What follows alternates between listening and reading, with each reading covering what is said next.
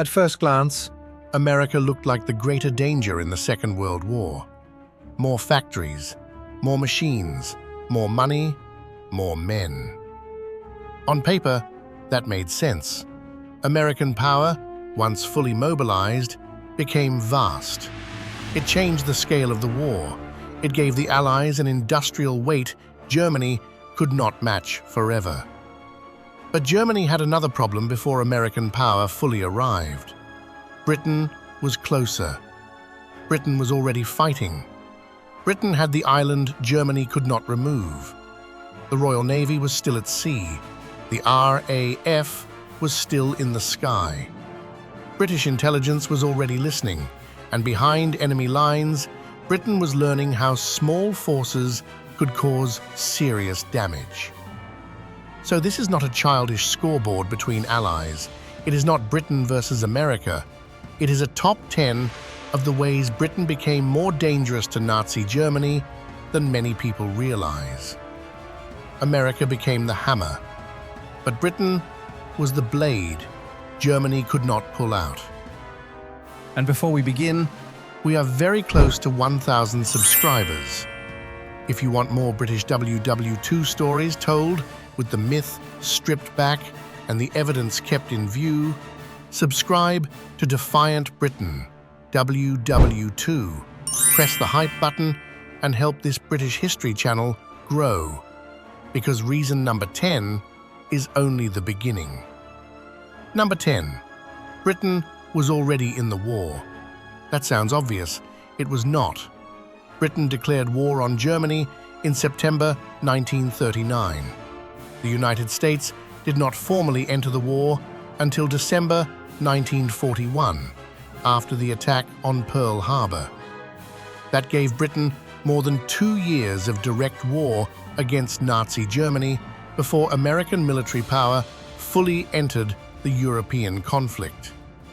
Those 2 years were not a quiet waiting room. Britain had seen the fall of Poland, the German campaign in Norway, the fall of France, the evacuation from Dunkirk, the threat of invasion, the Battle of Britain, the Blitz, the long struggle to keep the Atlantic open. By the time America joined the war, Britain had already learnt something severe. This would not be a short emergency. It would be a war of endurance. Endurance changes a country. It changes its institutions. It changes its habits. It changes the way commanders make decisions when the margin for error is thin. Britain had already been forced to adapt because it had no comfortable alternative. It had to defend the sky before it could think about returning to Europe. It had to keep ships moving before it could keep armies supplied. It had to turn science, intelligence, and deception into weapons, because raw strength alone was not enough. This is where the comparison becomes more complicated. America entered the war with enormous potential. Britain had entered it with immediate danger at the door. Potential matters. But so does time under fire. Germany did not meet Britain as a future problem. Germany met Britain as an active enemy already standing in the way. Number 9. Britain was dangerously close. Look at the map of Europe in 1940. Germany had conquered or dominated a vast stretch of the continent. France had fallen. The Low Countries had fallen. German forces stood on the Channel coast, and across that narrow water was Britain. Not a distant enemy, not a theoretical enemy, not a power hidden across an ocean. A hostile island base sitting just beyond occupied Europe. The English Channel was not wide enough to make Britain safe, but it was wide enough to make invasion difficult. That was the strange power of Britain's position. Germany could bomb it. Germany could threaten it. Germany could try to blockade it. Germany could plan to invade it. But Germany could not simply ignore it. As long as Britain stayed in the war, Germany had a permanent enemy on its western edge. a place from which aircraft could fly, a place from which ships could sail, a place from which spies could work, a place from which raids could be launched, and eventually, a place from which armies could return. This made Britain more dangerous than size alone suggests. A country does not always have to be the largest to be the most difficult strategic problem. Sometimes it only has to stand in the wrong place. For Germany, Britain stood in exactly the wrong place. It blocked a clean victory in the West. It kept a front alive when Germany wanted freedom of action. It gave the Allies a base close enough to threaten occupied Europe. America had distance, industry, and depth. Britain had proximity, and proximity can be a weapon. Number 8.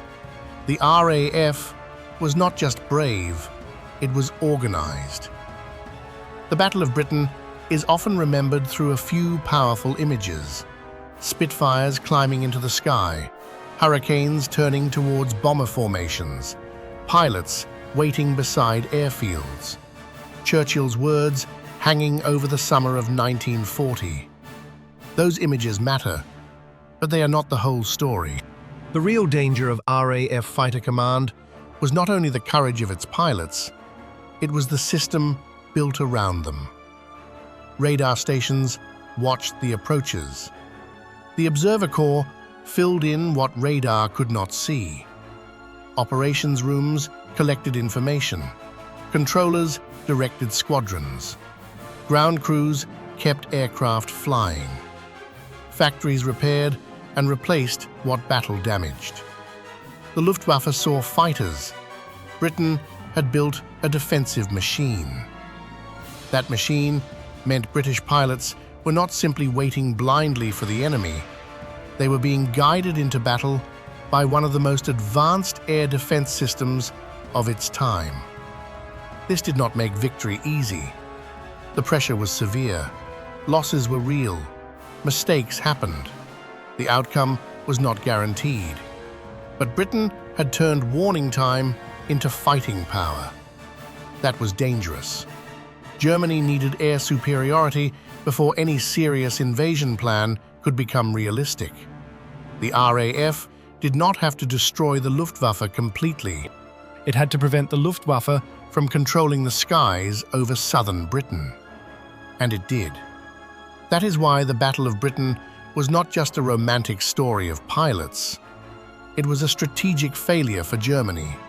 The island remained defended. The invasion threat remained complicated. The war in the West remained unfinished. The Spitfire became the poster. The system was the weapon. Number 7. The Royal Navy kept Britain alive. Air battles are dramatic. Intelligence stories are mysterious. Commando raids become legends. But Britain's war rested on something colder and less glamorous: ships. Britain was an island nation dependent on sea routes. Food, fuel, weapons, raw materials, and troops had to move across dangerous water. Germany understood that clearly. If Britain could not be invaded easily, it could be strangled. The Battle of the Atlantic became the long fight over Britain's lifelines. U-boats, surface raiders, aircraft, escorts, convoys, merchant sailors, and naval intelligence all became part of a struggle that lasted for years. This was not a side story. It was the war underneath the war. A British city could endure bombing, however terrible. An army could recover from defeat, given time. But if the sea lanes collapsed, Britain's ability to continue the war would be in mortal danger. That made the Royal Navy and the merchant convoys more than a military detail. They were Britain's bloodstream. Every convoy that arrived kept the island fighting. Every escort that held formation protected more than cargo. Every merchant sailor at sea carried the weight of a country that could not feed or fuel itself by courage alone. This made Britain dangerous because Germany could not break it at sea quickly enough. The islands stayed supplied. The war machine kept breathing. The ports kept working. The Atlantic did not become a German victory. American shipbuilding and industrial strength later became vital to this struggle. That must be said plainly. But Britain had been fighting the sea war from the beginning. Before America fully arrived, Britain was already holding the line across grey water. Number 6. Britain turned secrets into weapons. Some wars are fought with tanks, guns, and aircraft. Others are fought in huts, offices, signal stations, and silent rooms where nobody can speak openly about what they know. Bletchley Park became one of the most important centres of British code-breaking during the Second World War. The work done there helped Britain and the Allies read parts of German communications. This intelligence, often associated with ultra, did not magically win the war by itself. No serious history should reduce victory to a single secret. But it gave Britain and the Allies something extraordinary, a way to see into parts of the enemy's system. Not always, not perfectly, not without delay or danger, but often enough to matter. In war, information is not just knowledge, it is time. Time to reroute a convoy, time to understand enemy priorities, time to plan operations with clearer eyes, time to reduce uncertainty in a world where uncertainty kills. That made Britain dangerous in a way Germany could not easily measure. A battleship can be counted, a bomber can be seen, a tank leaves tracks. A broken code does not announce itself. The enemy may not know when its secrets have become another nation's weapon. That is a different kind of danger. Quiet, invisible, patient, and deeply British in its wartime character. Not always theatrical, not always loud, but capable of changing the balance behind the curtain. Number 5. Britain did not only read German secrets, it planted false ones. This is where the war becomes stranger. Britain's intelligence war was not only about discovering what Germany was doing, it was also about shaping what Germany believed. MI5 and the British deception system used captured or controlled agents to feed false information back to German intelligence. The double-cross system became one of the most famous examples of this work. Its purpose was not simply to catch spies, it was to turn them, to make the enemy's own channels carry British-designed lies. Before D-Day, deception became a matter of enormous importance. Operation Fortitude helped persuade German commanders that the main Allied landing might come somewhere other than Normandy, especially in the Pas-de-Calais area. This did not remove the danger from D-Day. Nothing could. The landings in Normandy still required a vast Allied force, including American, British, Canadian, and other troops. The courage and losses on those beaches belonged to many nations. But deception helped protect the operation by confusing German expectations. Sometimes, the most dangerous British weapon was not a bomb. It was a report Germany believed, a false army, a misleading signal, a controlled agent, a story placed carefully enough to survive enemy suspicion. This made Britain dangerous because it attacked German decision-making itself. Not the tank, the mind behind the tank. Not the bunker, the assumption inside the headquarters. And in war, a wrong assumption can be as damaging as a direct hit. Number 4. Britain could fight behind enemy lines. When Britain could not yet return to Europe with a full army, it found other ways to make the continent unsafe for Germany.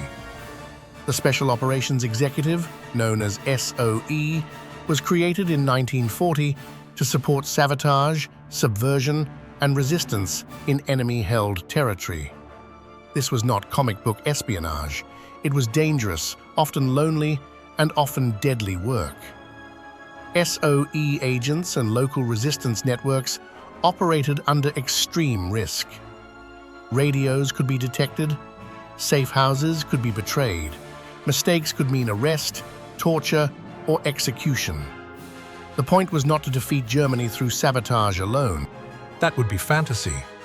The point was to make occupation harder, to damage infrastructure, to gather information, to support resistance, to prepare the ground for larger Allied operations, to keep alive the fact that Germany controlled territory, but not always the people inside it. This gave Britain reach beyond its coastline. Germany could occupy a city, guard a railway, police a road, or censor a newspaper, but it could not make every field, bridge, station, harbour, and radio signal perfectly safe. Britain understood that small actions could create large consequences if they struck the right target at the right moment. A railway delayed, a bridge damaged, a message sent, a resistance group supplied, a German unit forced to look over its shoulder. This was not the war of massive armies, it was the war of sparks, and Britain was good at sparks. Number 3. British commandos turned small forces into strategic shocks.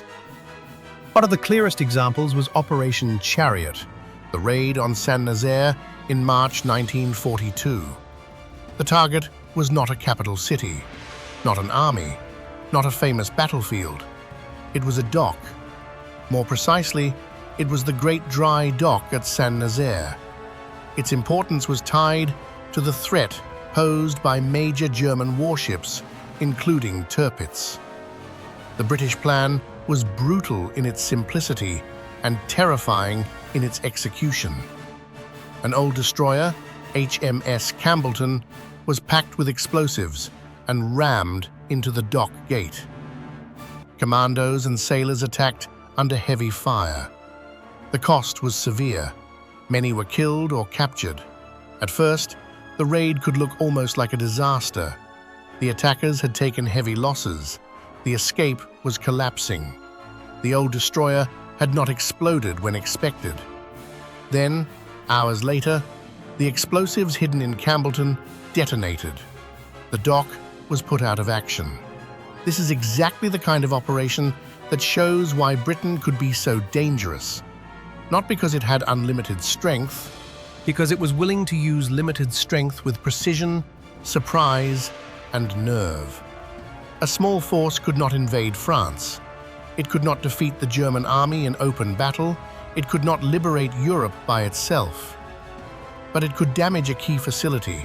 It could force Germany to guard more places. It could show that occupied Europe was not beyond British reach. It could create a strategic effect far larger than the number of men involved. This kind of danger is hard to measure on a simple chart.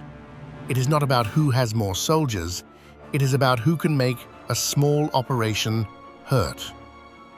Number 2. Britain proved it could hit back on land. The early war was full of British setbacks. Norway was difficult. France collapsed. Dunkirk was survival, not victory. In Asia, British power suffered severe blows. So the idea that Britain was always dominant on land would be false.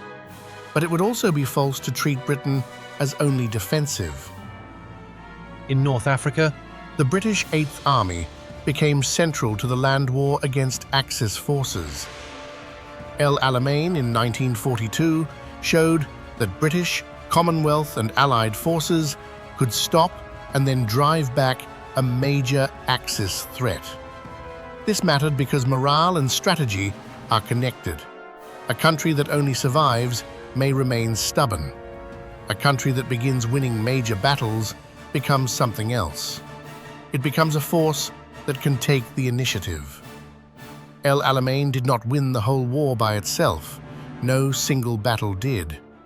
But it changed the feel of Britain's war. After years of crisis, retreat, and endurance, here was a major victory in the desert. Here was proof that Axis forces could be beaten in a large land campaign. Here was a sign that Britain was not simply waiting for rescue. It was learning to strike back. The British Army, supported by Commonwealth and Allied forces, was not perfect.